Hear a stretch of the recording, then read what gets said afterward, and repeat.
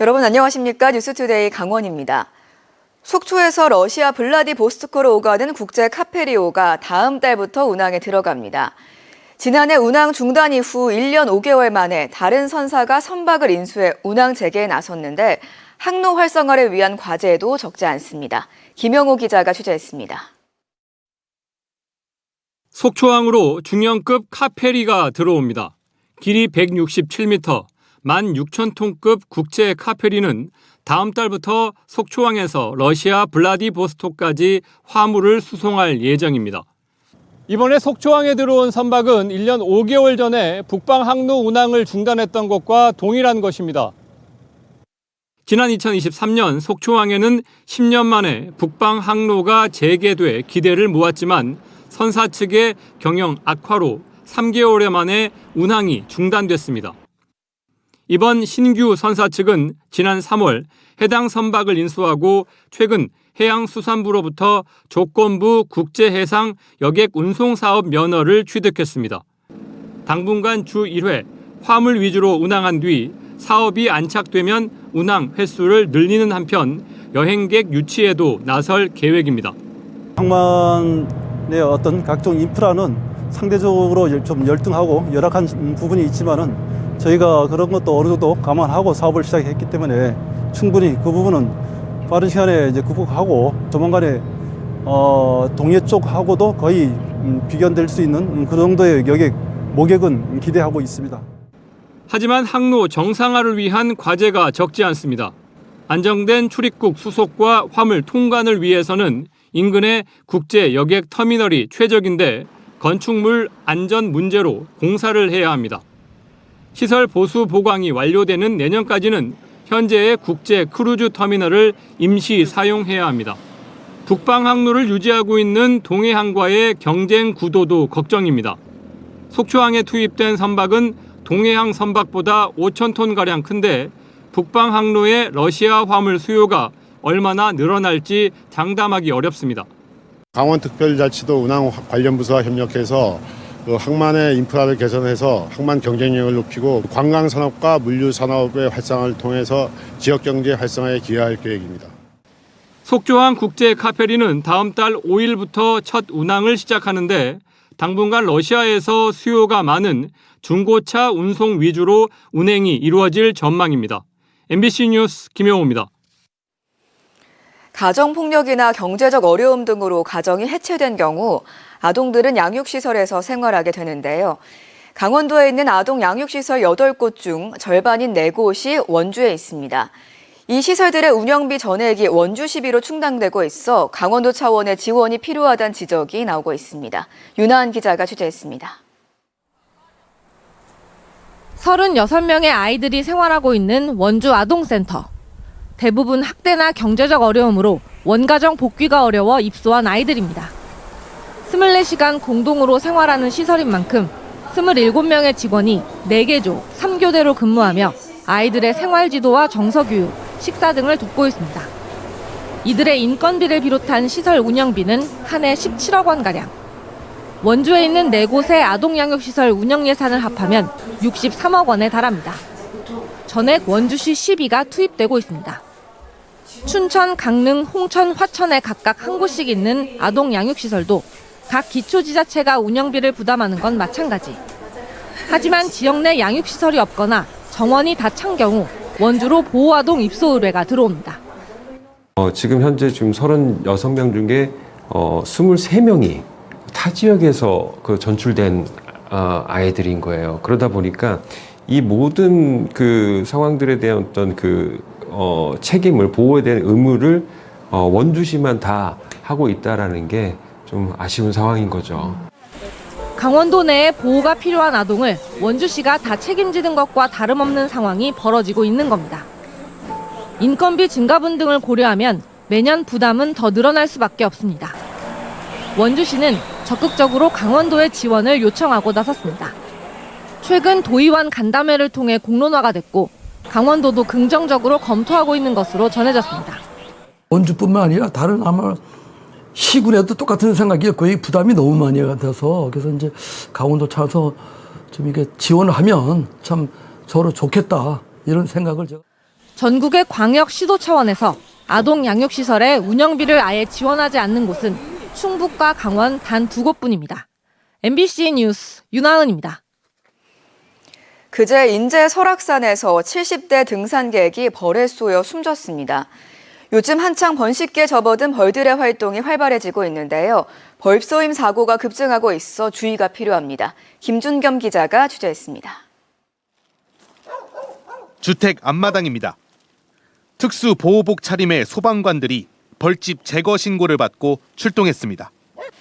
벌집을 떼어내자 흥분한 말벌들이 독침을 쏘려 달려듭니다.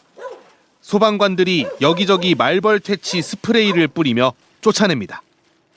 소방대원들이 제거한 벌집입니다.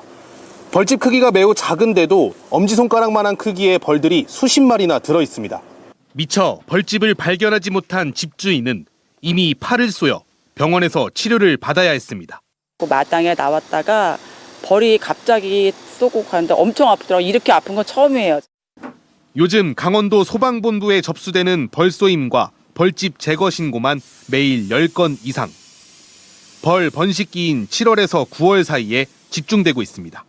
2021년부터 3년간 전국에서 일어난 벌쏘임 사고는 총 18,640건으로 10건 중 8건은 7월에서 9월 사이에 발생했습니다.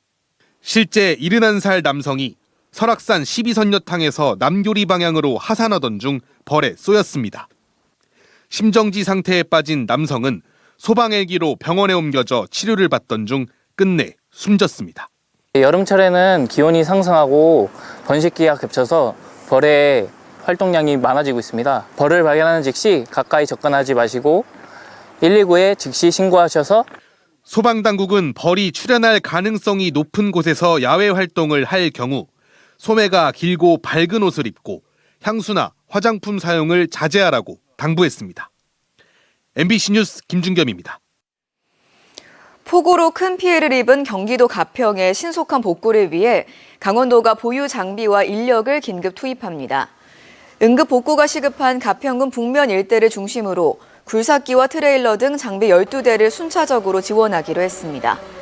또 어제 강원도 재난심리회복지원단 소속 전문가 2명과 자원봉사센터 40명이 이재민 심리상담과 자원봉사에 나선 데 이어 내일은 자율방재단 80명이 침수가옥 정리 등 복구활동에 투입됩니다.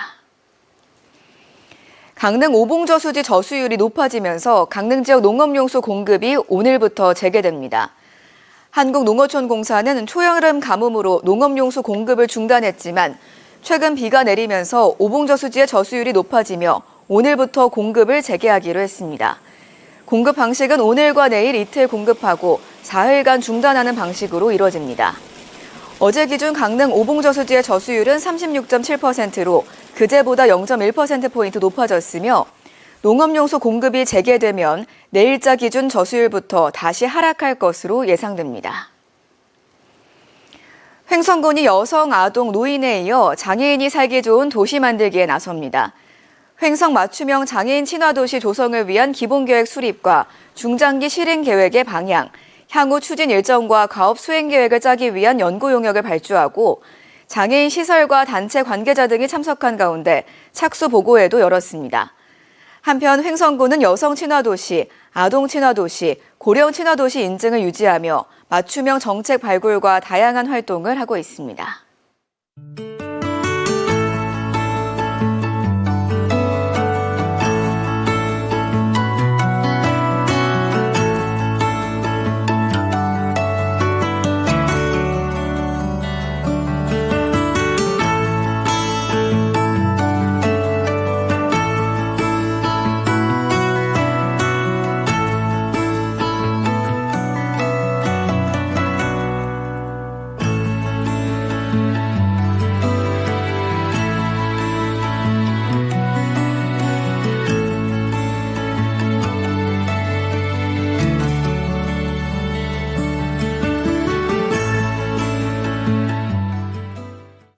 강원소방본부가 소방청이 주관한 2024-2025년 겨울철 화재 안전대책 평가에서 도 단위 전국 2위를 차지했습니다.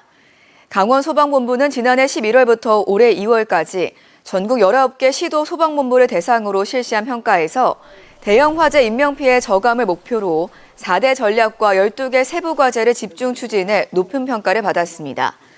실제 강원도에서 최근 5년 동안 겨울철 평균 화재 건수가 12%, 화재 사망자는 42.9% 감소하는 성과를 거뒀습니다.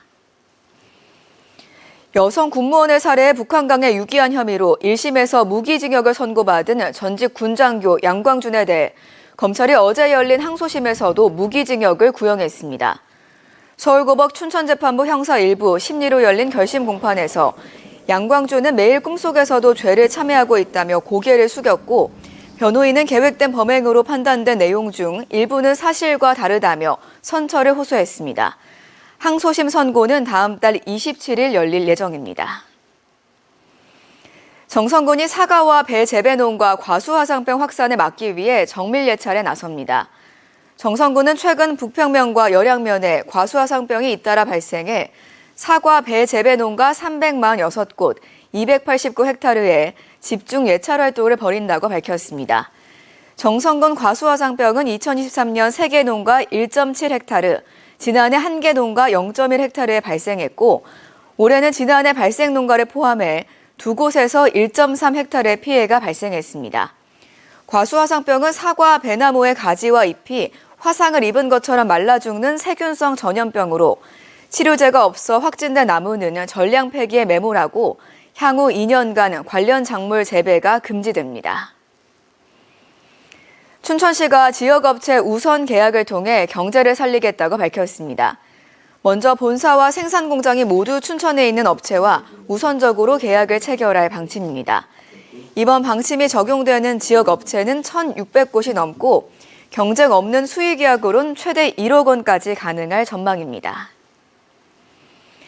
제19회 정선 인형극제가 오늘부터 4일간 정선군립도서관과 아라리 인형의 집에서 열립니다.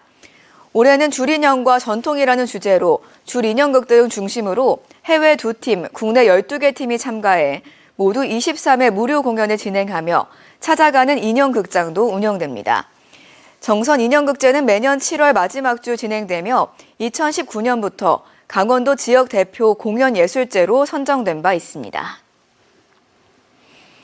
삼척 이사부 독도기념관에서 이사부 장군의 해양 개척 정신과 독도 수호 의지를 현대미술로 재해석한 깨어나는 수호자 전시회가 오늘부터 12월 14일까지 열립니다. 이번 전시회에는 김우진과 노동식, 이용백, 조은필 등 현대미술 작가들이 참여해 입체 조각과 상호작용 영상, 거리 조형물 등의 다양한 작품을 선보입니다. 전시 개막일인 오늘 오후 2시 40분과 7시에는 창작 뮤지컬 돌메이 공연이 펼쳐집니다.